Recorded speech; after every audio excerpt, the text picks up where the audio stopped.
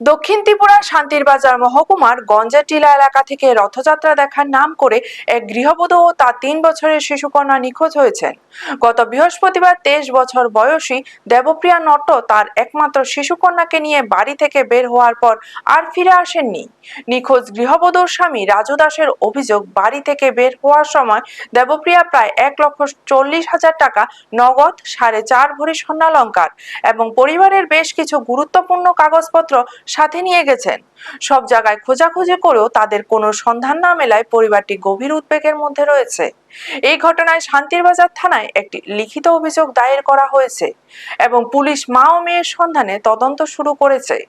পরিবারের পক্ষ থেকে প্রশাসন ও সাধারণ মানুষের কাছে সহযোগিতার আকুল আবেদন জানিয়েছেন। ব্যুরো রিপোর্ট, নিউজ তৎকাল 24।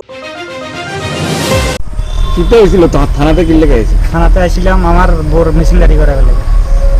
বউ কি পেয়েছে? রথের দিন বিকালবেলা মা যখন ডাক্তার কাছে আইসে, এই টাইমে বাচ্চারা লইয়া বাড়িতে বাড়ি গেছে।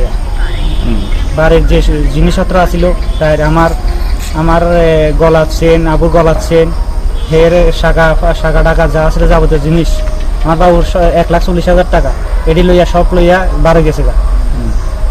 তো এখন তোমরা কই কই গেছিলা? আমরা সাবরুম গেছিলাম, এরপর আনিবাজার গেছিলাম, আমার ইয়ার বক্সনগর গেছি। তো মেয়ের বাবার বাড়ি গেছিলা? মেয়ের বাবার গেছিলাম। তারা কি কইছে?